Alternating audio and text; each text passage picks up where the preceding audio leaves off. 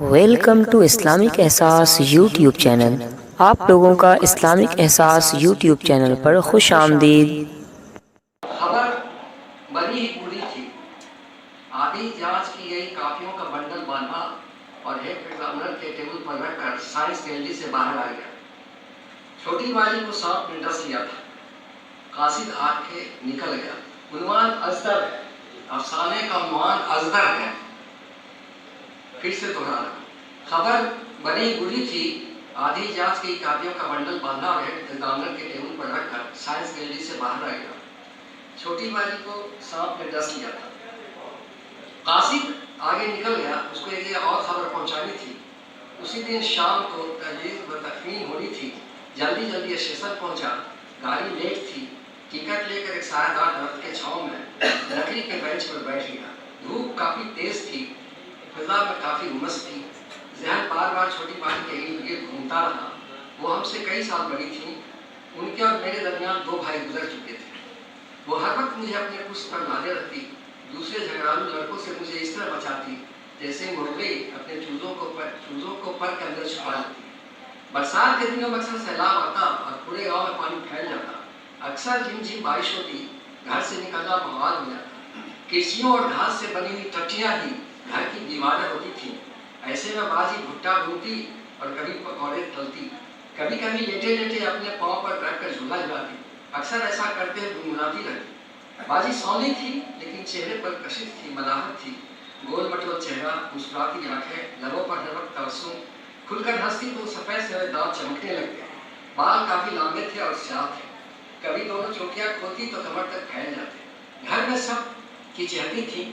बड़े भाईजान जी जान से चाहते थे। हर किसी के जबान पर बाजी का ही नाम लगता। गाड़ी आने की घंटी बजी तो मैं हाल में लौट आया। गाड़ी के पहले डिब्बे में जगह लेने की कोशिश की और मिल भी गई, क्योंकि जिस स्टेशन पर मुझे उतरना था उसके अगले सिग्नल के बाद ही उस गांव का रास्ता था जहां मेरी बाजी की शादी हुई थी। 1-2 स्टेशन गुजरने के बाद फिर वही तस्वीरें आंखों के सामने आने लगी। उनकी शादी में मैं बहुत छोटा था, लेकिन अच्छी तरह याद है कि किस तरह लाल कपड़ों में दुल्हन बनी, बारात आई, शहनाई गुंजी और किस तरह से हम लोगों ने दुल्हा के घोड़े को दरवाजे पर छेका था। अगले दिन वो चली गई और सबको रुला गई। मैं भी रो रहा था, लेकिन मुझे पता नहीं मैं क्यों रो रहा था। शायद अम्मी को रोते देख कर मैं भी लगने लगा था। सबकी दुलारी थी। अब्बा जब भी आंगन में दाखिल होते उसी का नाम लेते। लेकिन अब घर पर सन्नाटा था। एक एक कर सारे मेहमान चले गए। कई महीनों के बाद भी अब्बा उन्हीं के नाम लेते हुए घर में दाखिल होते और जब उनको गलती का एहसास होता एकाएक चुप खामोश हो जाते, साकित रह जाते। उनका चेहरा उदास हो जाता और न जाने क्यों अपना चश्मा दुरुस्त करने लगते और दूसरी तरफ अम्मी सूख पड़ती। अचानक गाड़ी वीराने में रुक गई। शायद किसी ने जंजीर खींच ली थी। मुझे गुस्सा आया। मैं बाजी के गांव जल्द पहुंचना चाहता था। आखिर कुछ देर खटखुट के बाद गाड़ी लगने लगी।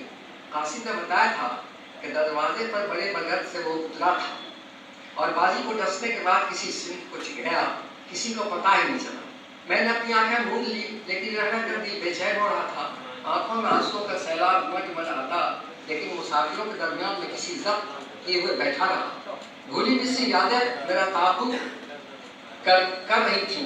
एक बार उनके हाथ में उनके घर गया था। पहली निगाह को उदास लगी। बाल भी न बांधा था, लेकिन मुझे देखते ही जाग उठी।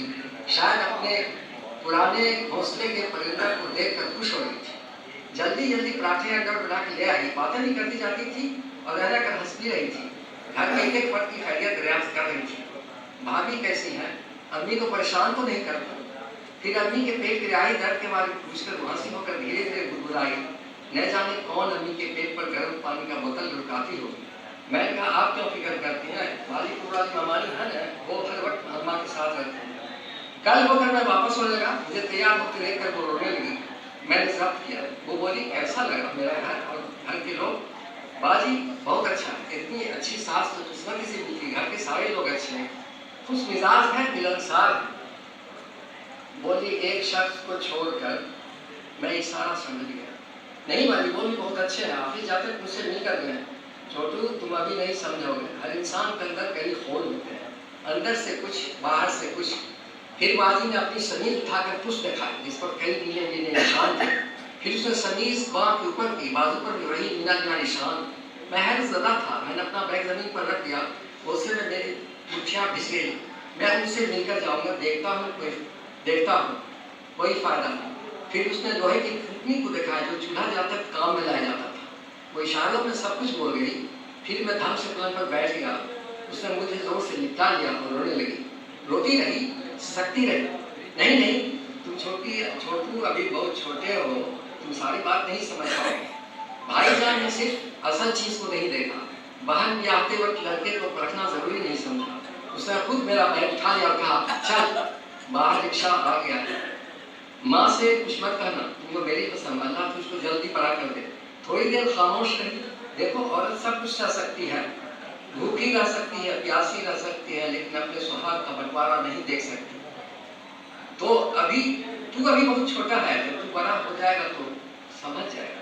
फिर उसने मेरे सर का बोसा दिया और फिर मुस्कुराने की नाकाम कोशिश करने लगी।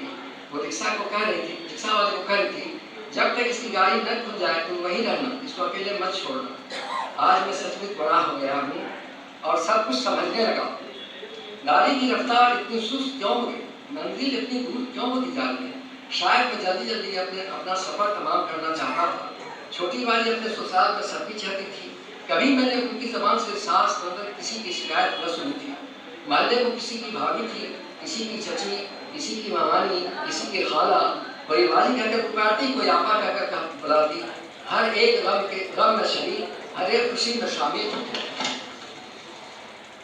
कोई बीमार हो उसके यहाँ हाजिर, कोई दर्द ज़ह में मुब्तला हो रात उसके घर पर गुजारती। किसी को हाजत हो दुल्हा भाई से छुपा कर उसकी मदद करती। मोहल्ले से मजदूर कलकत्ता एक गुजरात जाते वक्त उनसे जरूर मिलता और बाजी उसकी जेब में कुछ न कुछ डाल देती। दरवाजे पर कोई बुजुर्ग आकर बैठ गए, जल्दी से चाय बनाकर भेजते। हर किसी के आधे वक्त पर खड़ी नजर आती। खुश रहने का जवाब उन्होंने अच्छा निकाल लिया था। एक धक्के के साथ गाड़ी रुक गई।